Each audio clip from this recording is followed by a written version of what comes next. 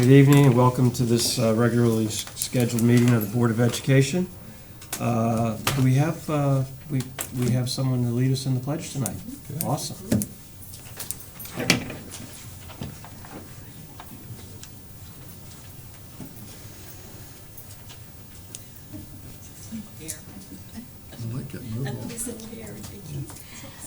Good evening, I'm Susan Ziegler and I'm the principal of Blue Ridge Elementary, and it's my honor to introduce Gavin Wick. Gavin is the son of David and April Wick. He's a 4th grade student at Blue Ridge Elementary. Gavin not only strives to achieve his personal best in his academics, which is demonstrated through his grades and his work ethic, he continues those high goals in his sports accomplishments. Gavin played for the U10 Winchester Warriors inline hockey team, which qualified for the Nationals. The team played in Detroit in June, and it placed 4th in the United States. Gavin was the only individual on this team from West Virginia. Recently, he made the Select Stars ice hockey team located in Frederick, Maryland, and will be playing in the Dream Games on October 24th. In addition, he was invited to skate on ice with a flag during the introductions for the national anthem at the Capitol versus Boston Bruins game on October the 2nd. Gavin is one of those truly well-rounded students, and it's my pleasure to have him at Blue Ridge Elementary. Yeah, great, Gavin. We invite you to join us for the Pledge of Allegiance. Gavin, whenever you're ready. I pledge allegiance to the flag of the United States of America and to the republic for which it stands, one nation, under God, indivisible, with liberty and justice for all. Thank you very much. I'm a little jealous of that hairdo, and I hope I hope that we see you skating for the Caps in a few years.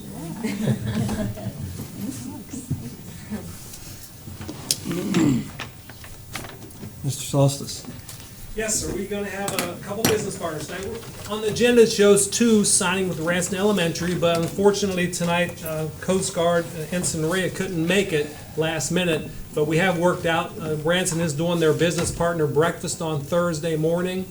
So I'm going to go over there Thursday morning, and we've kind of worked it out. We're just going to go ahead and do Coast Guard that morning. But we do have with us tonight the Bridge, who's already have a relationship with Ranson Elementary. Of course, Ms. Corbett's here from Ranson, and Pastor Jay Cordell, I guess, is here, and I'm not sure who the other fellow is. Jim. Jim? Okay. Okay. Executive pastor. Yes, go on up here, we'll sign the papers, please.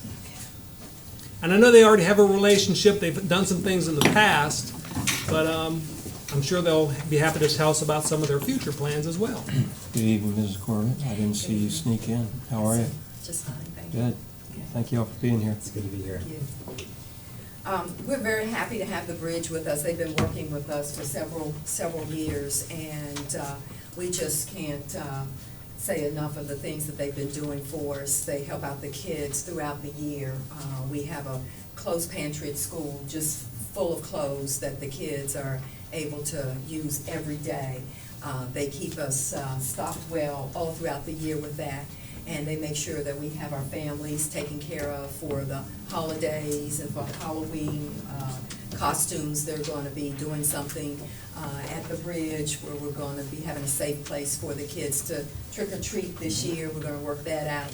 But all throughout the year, they've been very supportive. Even when we had our summer meetings with our professional staff, they brought lunches for all the staff. They came in, bagged lunches for us, and we really appreciated that. So they give us a lot of support throughout the year, and we just can't ask for better partners to come in officially. Well, thank you. We really appreciate, on behalf of the board, your engagement with Ranson and with our community. It means an awful lot to the students and our families, so thank you so much. It's our privilege. Yeah. I'm new to the area. I've only been here 3 months. So I'm the new pastor, and we've been partnering with the school. We were in 2 other schools before that we partnered with while we were meeting in those schools, and we find it valuable that the church is impacting the community that's around us, and we are the closest church to the school. And we have a number of families within our church that attend Ranson Elementary, and we want to partner with them however we can. Great.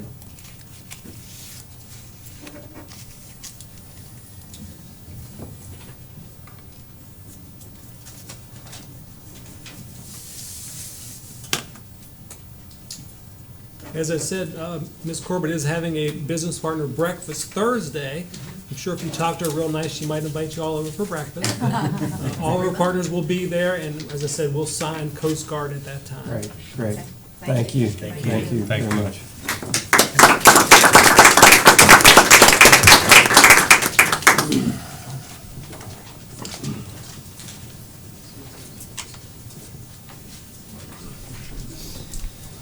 Now, Madam Superintendent, we have recognition. We certainly do. I believe Ms. Judy Marcus is here to recognize a student, Mr. Ian Calhoun, who is the All-National Honor Concert Band participant from Washington High. So- Yes, this evening I am pleased to introduce our band director, who will take a lot of credit for Ian's success. This is Mr. Donnie Shen. Donnie. Thank you. First of all, I just want to say thank you to, it's an honor to work in this county with such a supportive Board of Education, music and band in particular. And so I just wanted to say that first, that we certainly do appreciate that, because it makes things like this possible for students. A little bit about Ian. Ian's a senior at Washington High School, and he's been involved in almost any honors ensemble you can think of. He's been in the All-State Band now for 3 straight years. Since he was a freshman. Last year as a junior, he was the top-rated trombone player in the whole state. And this particular honor, being the National Concert Band, it's all 50 states. It was opened up to, they could audition for this particular group, but you had to be a member of your respective states' all-state ensemble. And Ian was one of 3 students in the entire state of West Virginia to be selected into this ensemble. So it's a huge honor. At the end of October, he's going to Nashville to play in the National Honor Concert Band. So we're excited to see him go down there and do that. And he also, by the way, played in Carnegie Hall a couple times. And he's just a wonderful student. He's a well-rounded, not just a musician, but he's a well-rounded student. The other students in the band and the school in general consider Ian a friend. He's just a great, we're really going to miss him after this year. So it's Ian Calhoun. Wow.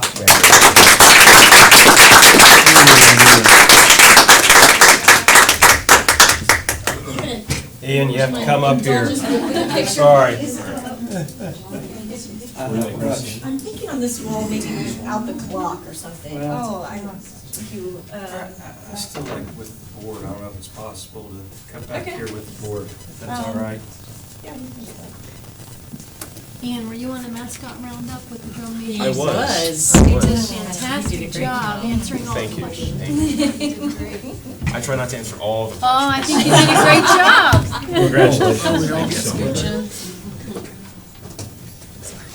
Yeah, I have to get across the roadblock here.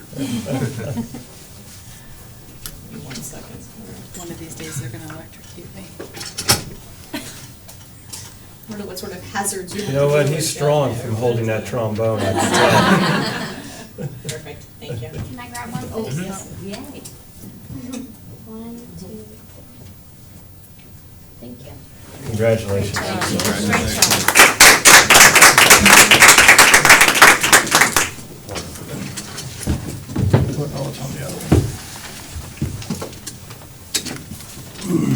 We gotta rewire this place. And thank you. Would like to just take a moment to, first of all, thank you for your support of our students and being the band instructor, and take this opportunity to remind the community. We have one of the best band programs of anywhere. And Ian is obviously an outstanding example of that. And the school excess levy is, without the school excess levy, we wouldn't be able to provide the type of support that we do in this community for bands. So thank you all for your continued, for your work and for the support of the community. And this is... Ian's mom. Ah. Good man support, right? All right. I can't say enough for the band and music programs. They really are amazing, and I've lived in many communities and have raised another child outside of West Virginia, and this was by far stronger than anything she went in. Yeah. So I was very happy that Ian has been here, and I think a lot of his success has been because of the efforts of people here. Well, thank you very much. Hard. And congratulations to you. Oh, yeah. Good, Madam Superintendent? Yes, sir. I actually have two comments. One, after some discussion and with provision of some context, I will be requesting that I will be withdrawing my request under new business C, consideration of changing coordinator of human resources to director of human resources. And to give people who might be watching or listening or in the audience some context. That's a blue Ford Expedition. It's not. Oh, we're good. We got enough. That's okay. Are we good? We're good. I'd hate for anybody to, miss this so that when they're drafting their Journal Junction article, they can quote me accurately. So, one of the things that we have been working very hard on here at the central office during these difficult budget times is to make sure that we place the brunt of any budgetary burden the furthest away from the kids, furthest away from classrooms, furthest away from teachers. And as part of that process, in the last 5 months alone, we have held open, not filled, 3 full-time professional positions and 1.5 service positions at the central office alone, and then 3 other contracts that have come up. We've cut from 261 down to 240 days. Collectively, that's over $250,000 worth of salary and benefits that we've managed to save just in the central office alone, trying to keep the burden off of the classrooms. One of the things that we have struggled to do as we're then allocating that work out to other folks is to recruit and retain quality talent here, folks who are capable of doing the things that we need to rise to meet people's expectations. When the HR coordinator position came open, we looked at what our needs were. It's been many years since that position's been filled, and how West Virginia law has changed and the competitiveness. We rewrote the job description. We sent it to 3 different HR professionals, 1 in schools in West Virginia, 1 private in West Virginia, and 1 private in Virginia, and said, give us any feedback on this. And they said, based on, collectively, every one of them said, based on what you're asking this person to do, this is at the very least a director's position. And in one instance, they thought it should be an assistant superintendent's position. But I also recognize that not everyone in the audience or everyone in our area, constituents, are aware of the extent to which we've done budget cutting and the extent to which we require a certain level of service to do that. So I am withdrawing that request. We will be placing the job description along with the same high expectations out under a coordinator's salary and a coordinator's title, with the understanding that if we do not get any applicants with HR credentialing to apply for the position, that I will come back to the board for a title change before we will accept someone who doesn't meet Jefferson's specifications. I believe that we have to hold a certain level of expectation up, or we are not going to continue to rise as a system during difficult times. So we will put that out as a coordinator, keep those expectations, see if we have applicants that meet those requirements. I certainly hope that that's true, but if not, just so that you know, I would bring that back before I would accept someone who won't meet the qualifications. As a part of that, I would also like to publicly thank and acknowledge Mr. Dale Schaefer, who in the last month, since he was earned the position of the athletic director at Washington High School, has been doing both jobs for no pay, no stipend, no increased considerations. He simply gets up early, goes to Washington High, spends time there before he comes to his job here, works his full job here, and then goes back to Washington High in the evenings to help them out. And it's people like that shouldering extra burdens who are going to help us get through this budget crisis without undue effect on kids. So a public thank you to him. Sounds like Mr. Schaefer. Yeah, he does. He's a good man. The other public comment that I had tonight is tomorrow night at Shepherd College at 6:30 p.m. is the very last public input session on Common Core. The legislature charged the state superintendent, Dr. Muratorano, with getting public feedback on Common Core. This is the very last public meeting before they turn all of their information in, and Dr. Muratorano will be presenting his findings to the legislation. That is in the Irma Ora Bird Hall in room number 117 at 6:30 p.m. tomorrow night. 6 p.m.?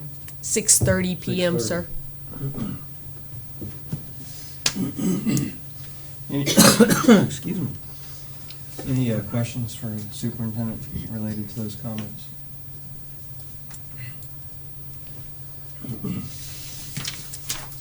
Okay. Approval of the minutes of the last regular board meeting. Do we have a motion? So moved. Second. Second. Any questions? Corrections? If not, all in favor say aye. Aye. Opposed? Ayes have it. Citizens' comments. We have one speaker sign up, Kelly Guy. Hello, I'm Kelly Guy, I'm a resident of Shiloh. I'm actually the home that is directly abut to the new school bus garage. So I'm here to make my plea to please do not put a fueling station in. On the site plan as it is currently, it would be 100 feet off of my property line. With that, we are all on well. We're 3-acre large lot residential. We have our own well, we're self-sufficient, and septic. So a leak would be catastrophic, and I don't think that any of us, especially our family, would be able to recover from that financially. Also, we do have, school children who, if there is a leak, would potentially be harmed by that. So I'm here to plead to kindly not put a fueling station in due to the measures that I've said. Fence, thank you for putting the fence up. I appreciate that very much. As the line site, it's, we can't judge the impact that it's going to have on us. But as we said, it's basically every morning when I get up, it's going to be buses. So I kindly plead with you to please put a thick mesh to help protect the sound, the fumes, to keep it out of our neighborhood. I don't think that any of you, and I can reiterate this again, would ever put a bus garage where it is, especially against a residential neighborhood and in your backyard. It's life-changing for us. I don't even want to go home sometimes because I see that, so it's crazy. But I did send a letter back in August of this year, 2015, regarding encroachment. So there has been some devastation to our property line with the construction site. So I'm kindly asking when that could actually be addressed, because it has, impacted us directly with the encroachment of debris, our fence, little barbed wire fence that's been up for 50-some years has been torn down. So thank you for your time, and I want to say I love the new setup. It's very accommodating. Thank you. Thank you.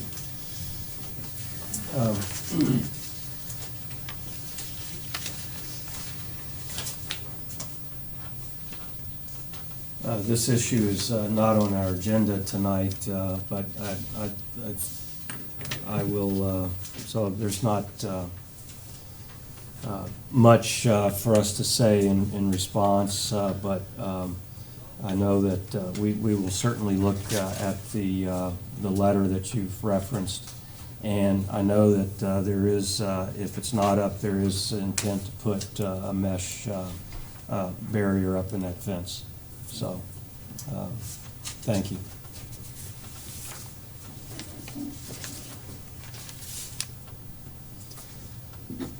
Consent agenda. Yes, sir. There is a single edit to the consent agenda under number 9, appointment, Ms. Leah Claggett. The appointment date is amended from 9/29/2015 to 10/2/2015. That was at the appointee's request, and that they had some difficulty with their schedule and asked us to change the start date. But that's the only amendment. Okay. Do we have a motion? So moved. Second. Any questions, comments on the consent agenda?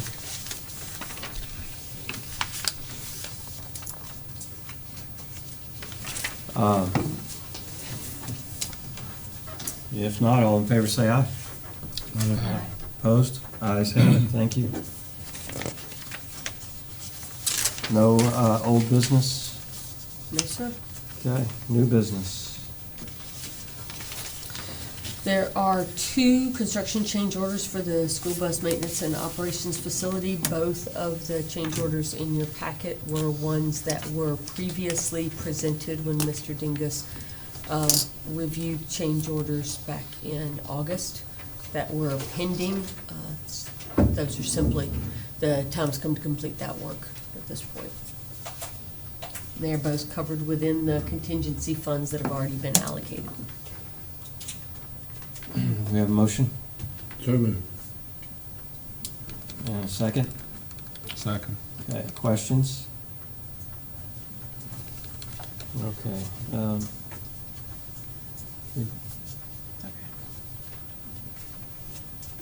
And what's the, so the total, okay.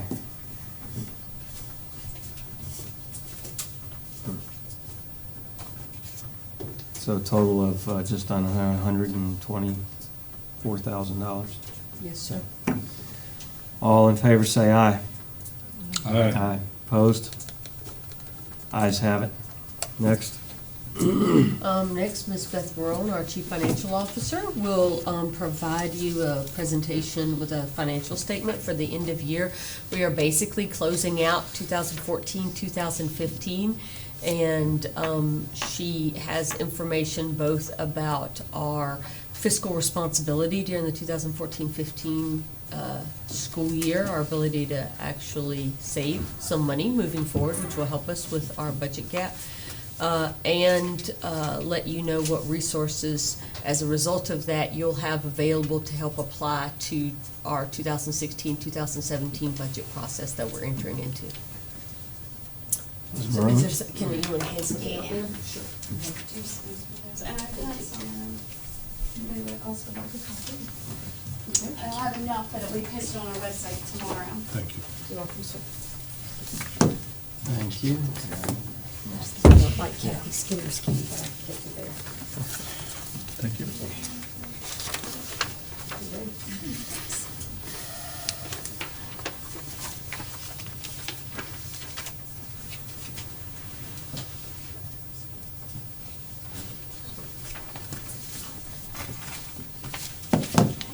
Good evening. Tonight, we're going to review our fiscal year 15 financial statements. It's a draft. And in your board packet, you received 2 packets, or 2 packets. The larger packet is the full audit that is, that will be audited by the auditors in October. And the smaller packet is what is required for publication. So this presentation will just glean from those documents, and if you've read them and you have questions, let me know. And if you haven't, the notes particularly have a lot of good information for you. I wanted to give you an overview of how we get to that point. And first of all, our fiscal year runs from July 1st to June 30th. And at the end of the year, we then close out our books. And within 30 days, we're required to present draft financial statements to the West Virginia Department of Ed. And from that, we look at our revenues and our expenditures, and that flows into our fund balance, which is our savings account. Your first slide we're going to review is our revenue for our general fund and how it compared to our actuals. And highlighted are our taxes, and our taxes came in under what we expected by $988,000. Our miscellaneous income came in almost $500,000 above what was anticipated, and our Medicaid came in $272 or almost $73,000 below. And just to highlight those, our taxes are defined by the assessor's office, and they tell us how much we will assess for those taxes, and we budget based on that assessment. What we don't know, and the factor that is difficult to determine, and that is who will and will not pay their taxes. What we have done is trended that data, and we knew that people weren't paying them as much, so for this year's budget, we did lower our allowance to hopefully provide for a better actual in fiscal year 16.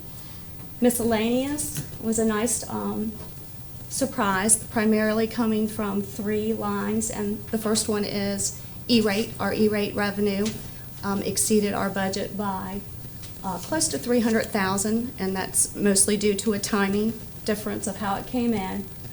The other 2 line items were our P-card.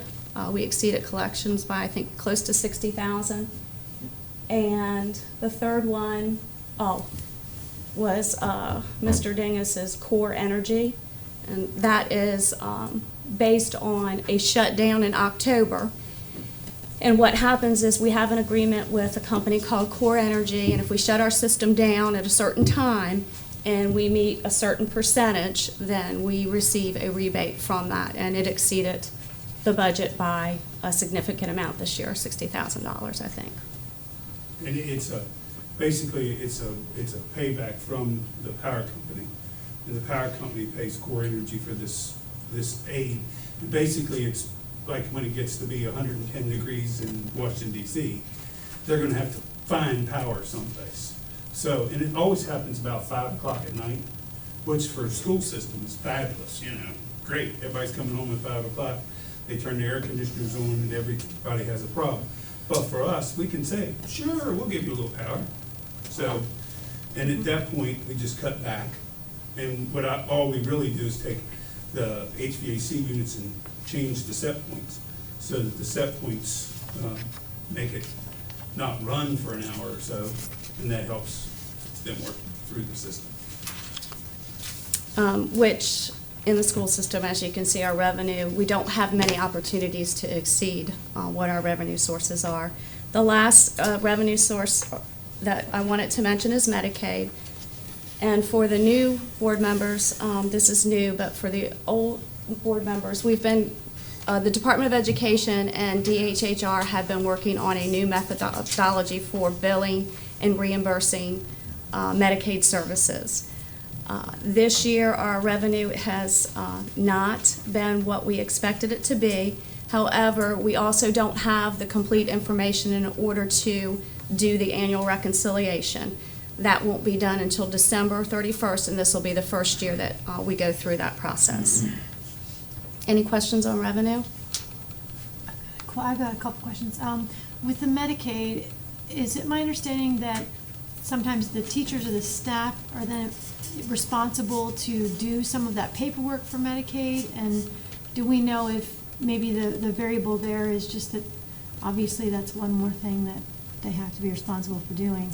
As far as affecting the revenue? Right, like is it because it's not getting done maybe properly, or what could it what could it be from? And it's not their fault, I'm just saying they just don't have. The decline in collections? Mhm. Oh, the decline in collections is because Medicaid is a big number, not Mhm. just in our county, but at the state level.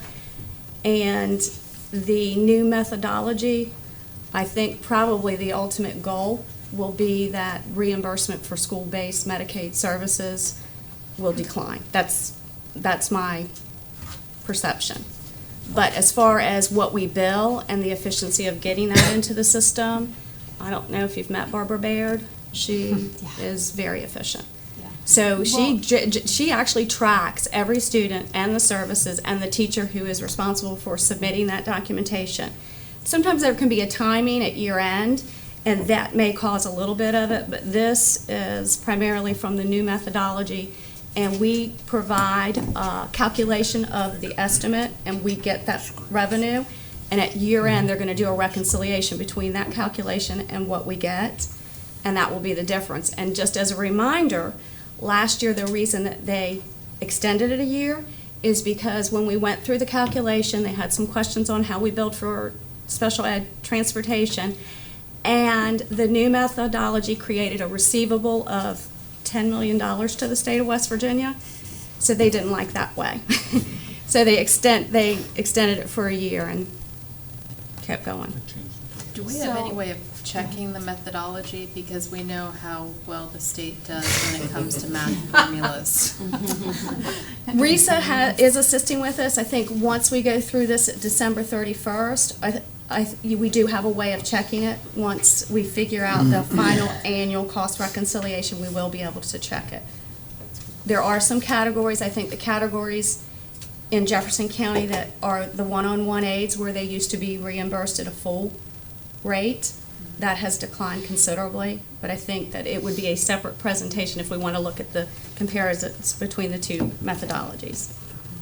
And my concern with that really was the burdening of the staff trying to teach and do all the other things they need to do, and then also being required to fill out more paperwork. That was my biggest concern. I do, to your point, once we have a handle on how the new rules are affecting the amount of reimbursement that we bring in, we will need to do another calculation for return on investment for our staff's time based on how much we collect off of each one of these. So if someone's spending an hour to fill out paperwork, and by the time it goes to the state methodology and they get their slice and we get $2.72, at some point it's going to be your time is better spent than that, and we can find other ways to do that. But until we go through this first year and figure out how it affects us, then we'll have those dollar amounts and we can calculate that back out to the amount of time the staff is spending. So your point's well taken, but we'll, after that December 31st reconciliation, sometime in the spring, we'll do that process and make a decision for next year.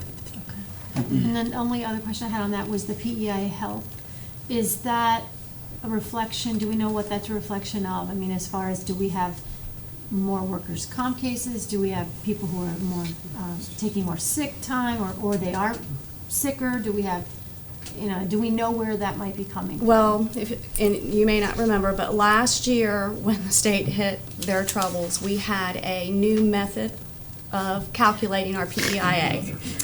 That, I know that's not a surprise. Theme here? I was just gonna say. But I do know that our new board members may not remember this, but I will tell you that if you look at your revenue, what's being provided to the state is generally exactly what you get. Last year in 2014, we in Jefferson County took a $700,000 hit when they decided that the way they were calculating our share of the PEIA wasn't the right methodology. This reconciliation is just a difference. What they do is right before we close our books, I think it's like in March, they do a reconciliation, and this year it was a $32,000 hit.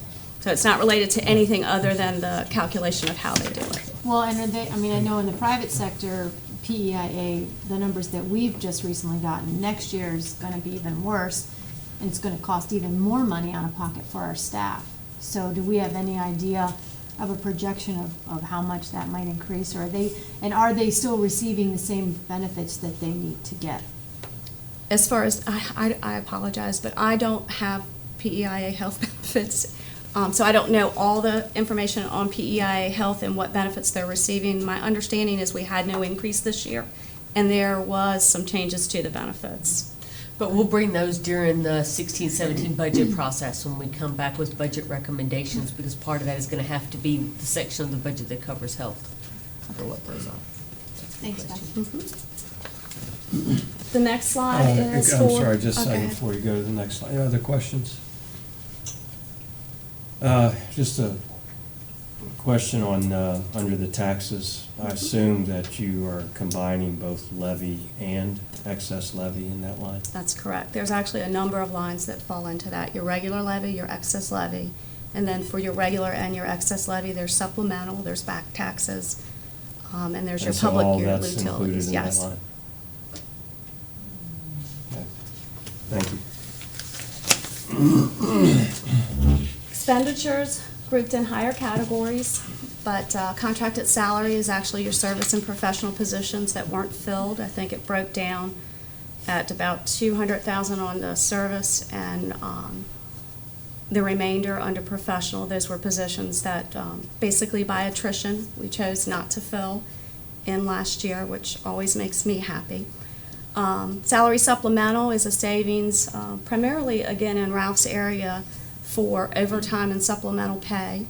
And just as a reminder, in a school system for service personnel, when they work longer than their contracted day, which can vary, they are paid supplemental and then overtime once they exceed 40 hours.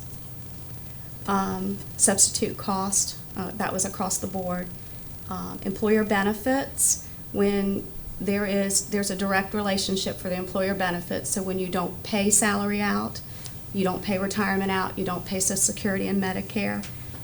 So I would say half of that savings, or a little more than half, came from those employer benefits. And then also, as a reminder, what also falls in there is something that we have as a forfeiture account with our retirement, and that is if you don't vest within 6 years. If you come into the system and you leave, I think it's within 6 years, and we as employers have made a contribution to that, that employer contribution is returned to us in a forfeiture because you've left the system. I think this year it was close to 200,000. Non-salary, these are listed as object code, and you can see across the board we did fairly well in preparing for going into next year's budget. The contingency made up for 266,000 of that total. About 500,000 were utilities. Again, fuel, heating oil, bottled gas, and those are Ralph's area primarily, I guess, cutting back and savings from changes. Electric, we save a good bit of money, and Mr. Rue's sitting over there, you should pat him on the back for a lot of that, because whenever they go up to fix a light, they now put a LED light up there, and it drops the cost all the time, because an LED light, you can do 6 regular lights, but one LED light, it takes 6 LED lights at the same cost as one regular light. So that's why we've been going to LED. And I'd like on the supplies, that is primarily in instructional area. However, that is a result of collaboration of funds. One example of that is our general fund pays for James Runsley tuition, and a shifting of that cost into step 7 and freeing up the money in our general fund. Any questions on? So you're saying that overall expenses ran 3.5% below what was projected? Correct. And that's an applaud to the staff and all the employees for the effort.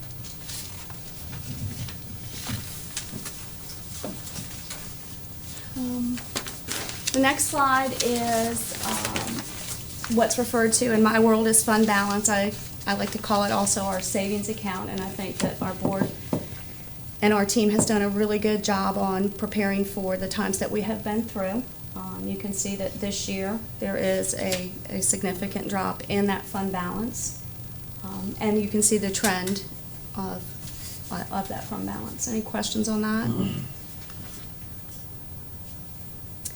That breaks down to this year. And this year, with OPEB backed out because it's really not a liability at the county level, even though we book it. We finished our year end at about 2.6 million. We did have 3 obligations, our POs that were already obligated and some non-spendable accounts, which are prepaid expenses, and a commitment of $1 million to balance this year's budget, leaving us for our carryover. And just so the board knows that typically in the second board meeting in September, we close out our books and do a financial overview. The second board meeting in October, we come back with a designation of how we recommend those carryover funds be designated or allocated. Questions? So, your carryover for FY16 is, It's actually, it should say fiscal year 15 carryover Right. into 16. I apologize for that. is just about half of what it was in the previous year. That's close. Yes, you're correct. Yeah. So, Before designations, we were at 3.5 million, and before this year's designation, we're at 2.5 million. The 2 years prior to that, we had maintained that 3.5 million. so This this year will was be a our little- lowest carryover in some time. You are correct. You're correct. Do I need to repeat that?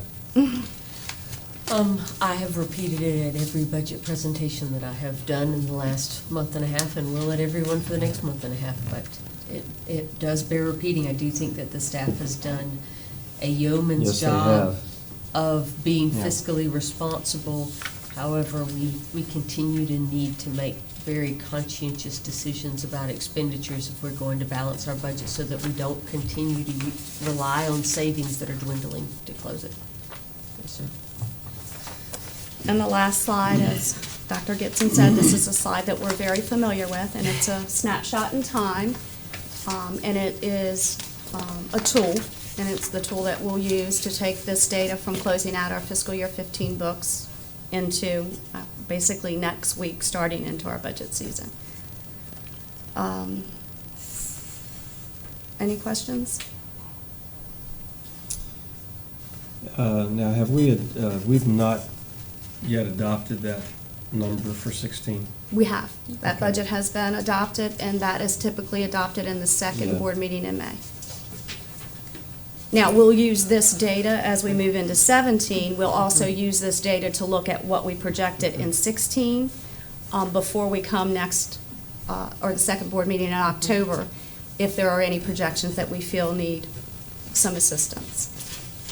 And certainly, as I had stated earlier in the superintendent's comments, while we are operating in the fiscal year 16 budget right now, part of our efforts at unfilled positions and being fiscally responsible is so that the expenses under the fiscal year 16 budget that we're in right now, the 87 million, to the extent that we can cut expenses now and slow the usage of having to use the full 2.3 designated and carryover, if we can cut our expenses now, we don't have to use as much of our savings moving forward, that helps. So we are doing everything that we can to slow that burn rate until it matches our revenues.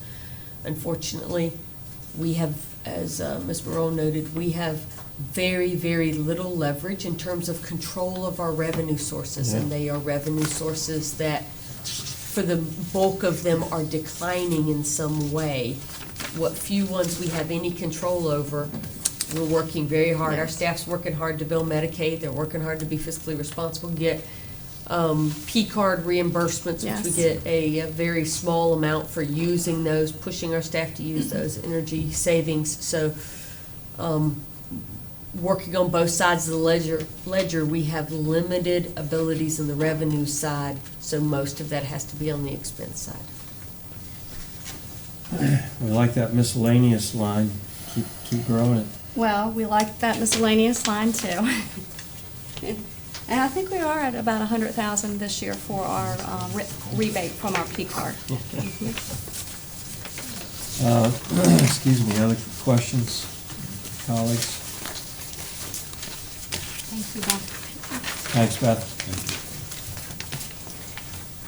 And I will point out that as we move into the budget cycle as well, one of the things that we have done for our staff on sort of that One Jefferson concept, we are presenting to every single staff member who wishes it independently information on the budget, and we have an electronic survey getting feedback from them. As of yesterday, it had over 250 of our employees had filled out the budget survey, and we will keep that open through the budget season to our first recommendation to you.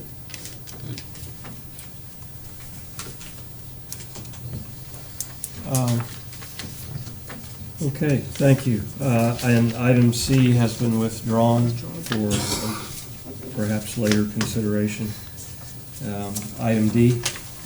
Item D is action on approval to authorize the superintendent to have limited sign-off authorization. They're in discussion with Human Resources and the Assistant Superintendent's Department heads. The timing between board meetings to perform certain functions, the staff feel like have been limiting their ability to meet students' needs. So the leadership team polled our staff, and they gave us feedback, and Human Resources met and gave us feedback about 4 areas, very limited in delineation, that we would like to request the superintendent's authorization. 1, authorizing the superintendent to accept resignations. Currently, if someone were to turn in a resignation, they turned it in this afternoon, we would have to wait 2 weeks until the next board meeting for you to accept the resignation, and then, and only then, could we accept the resignation and move forward with that being an open position, regardless of its importance or necessity. And sometimes when folks only give you 2 weeks' notice, we aren't even able to put up an ad or post a position until those folks are gone, and that costs us in substitute cost. Then we have to hire someone temporarily in to do that position while we advertise for a couple of weeks, and then we schedule interviews. So we are trying to eliminate or decrease significantly the time that a substitute is needed through that action. Number 2, the superintendent would be authorized to hire a qualified or certified applicant in a professional vacancy that is currently being held by a substitute. We have positions such as autism teachers, math teachers, and very hard to fill positions that are being filled by substitutes. And if we get a qualified, certified, licensed applicant, we still can't put them in the role to replace that substitute until we get it on the agenda and wait, it's already a position that you've said we need filled because we're paying a substitute to do it. So you would be authorizing me, if the person had licensure and credentials, to let them take the job over a substitute so that we can move forward with that. The third one is authorizing the superintendent to accept and subsequently fill resignations of service personnel who are serving as a one-to-one aide in special education after we verify the IEP. So if a one-to-one aide resigns, you would authorize this. It is written into an IEP. It is legally binding. It is not because it's not a choice on the part of the board. We're waiting for 2 weeks to come and ask you to do something that legally you don't have a choice. We must fill. So it's kind of silly that the resignation comes in and typically those folks are gone and then we're waiting. So we have a child, and oftentimes if it's a one-to-one aide, it's a child with a fairly significant disability. Their aide leaves. We have to wait to post because you have to accept their resignation. We have a substitute in there or a series of substitutes, and then we can hire. And that's an enormous amount of unnecessary change because there's not really a choice. And the final limited authorization would be authorizing the superintendent to fill existing transportation routes that are vacant and currently filled with substitutes. Once again, transportation, bus drivers, bus aides, those are areas where we are really struggling to find a sufficient number of staff. I know that Mr. Dingus's staff, we are frequently pulling our maintenance staff to go and drive buses because you can't not pick kids up and you can't not take them home. And that seriously cuts into our productivity in maintenance when you're pulling them off of jobs to go drive buses. But if we have a vacancy that's being filled by a sub and we get a qualified applicant, this is just for transportation routes that are already currently running, not adding new routes, you'd be authorizing me to fill those. So those very limited instances where it's affecting kids' lives, you've already decided it's a position that needs to be filled, you're giving me the authority to go ahead and help us move forward and do that, and only in those limited instances. This is not a request for the sort of the summer blanket, let me move forward with hiring during the summer. This is not that. It's a limited authority. Entertain a motion. So moved. Second. Questions? Why would we not just go with a blanket? That's a good question. I think I think at this point that it would create some consternation among members of the staff if they felt like the board had in their minds abdicated their responsibility to oversee those positions and invested it entirely in me. I don't know that I have the length of experience and the trust of the community to be able to do that. So I think that in these limited instances where it's already something the board has authorized, you are elected officials of this populace. They have already, by their votes, vested their trust in you. So if these are positions that you've already decided that we need, you're just authorizing me to fill them without you having to take yet another step, another hoop to jump through. So if we could work with this for a year and then see how things go, the board could certainly expand that in the future if they wish to. I have no problem with this. I have seen the substitute after substitute after substitute, and it's not the best for children. It's not. And this doesn't necessarily create new wonderful people out of the woodwork to fill those positions. No, it doesn't, but it will limit it somewhat, and anytime we can limit it, we need to. It limits delays that, especially in a very competitive market, when I'm telling you that, someone resigns and I can't even post it for several weeks, and it's hurting us in a very tight, very competitive market. It's hard to believe because this is common sense, and we don't usually work that way. I beg to differ.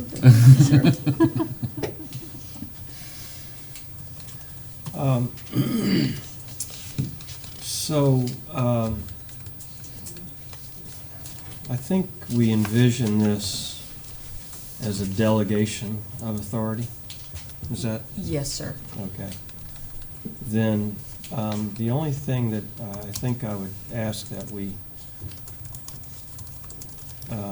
just in looking at the language, I have to look at it again, but I don't think it expressly says that. It's posted as, the superintendent is authorized to, it says authorized to, it doesn't say delegation of authorization. Would you prefer that it use that language?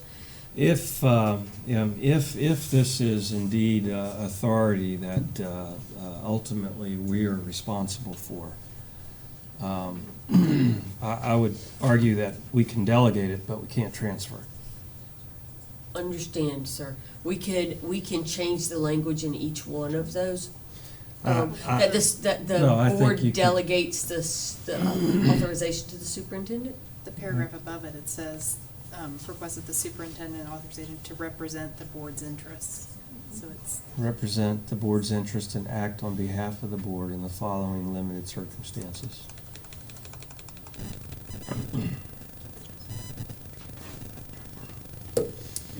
In most any business or corporation, the CEO No question. is authorized to do that, and I don't see why we wouldn't be as a corporation.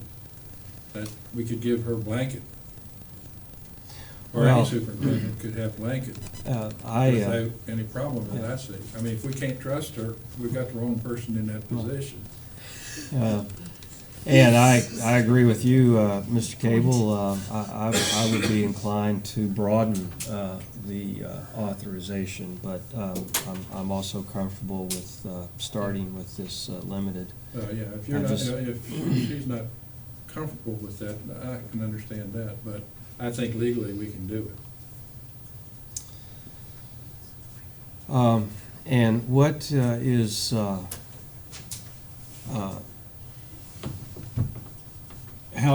do we then, follow on board meetings? Would this be in addition to the consent agenda as to what positions that have been filled or haven't been filled? Have we contemplated how that would be communicated to us? Well, the thought was they would continue to be on the agenda. We could somehow designate,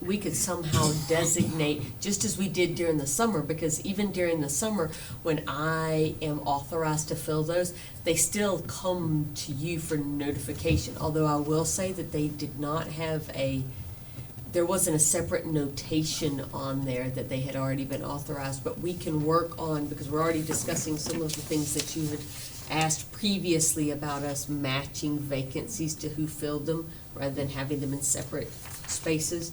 We could come up with some sort of designation, like an SA column, superintendent's authorization or something, just so that you know who's. All I'm saying is that, tonight's consent agenda, as I understand it, included resignations, appointments, transfers that we are approving. Yes, sir. So there would now have to be a separate list, because these would not then be submitted to us for approval. These would be submitted to us to apprise the board of action that we have delegated to you. Yes, But- sir. So I think we want to know what action you're taking, Right. but you're not going to be submitting it to us for approval. Correct, and I was simply saying we could keep it in the same format and just have something that says like SA next to it for superintendent section. authorized, or it'd Fine. probably be easiest, to your point, to have it in a separate section. It would be easier for you to track, to ensure that I was using it simply within the protocol. Okay, so we'll set up a separate, HR-wise, we'll set up a separate section for the things that the superintendent's already authorized in the interim. Any further questions? All in favor, say aye. Aye. Opposed? Ayes have it. Thank you very much. Thank you, sir. Hopefully that'll help move some things along. Yeah. I hope so, sir. We're dying. I believe we anticipate an executive session for an update on legal and personnel issues, but do not anticipate any action. Is that, okay. Before we entertain a motion to go into executive session, turn the floor to colleagues for any comments. Mr. Cable? Ms. Skinner? I just want to thank and congratulate Ian again. That's a huge accomplishment on Sure the is. national recognition. Ms. Ogden? I don't think I have any comments. Mr. Osborne? Yes, sir.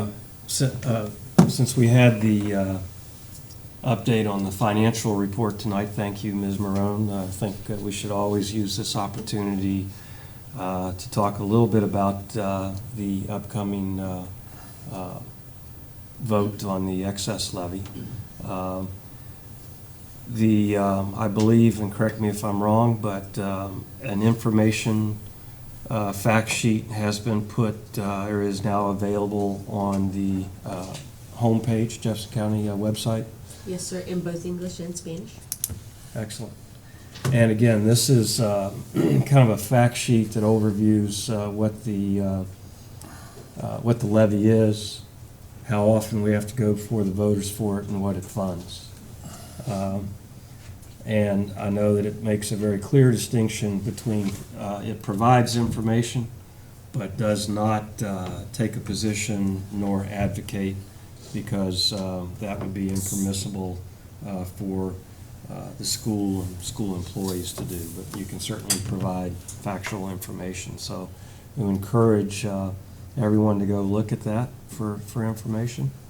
And I guess the only further thing to say is that there'll be more information forthcoming from this board about other resources that you can go to get an FAQ and information that you can then use to talk to parents, others in the community, to talk about the importance of the excess levy to the school system.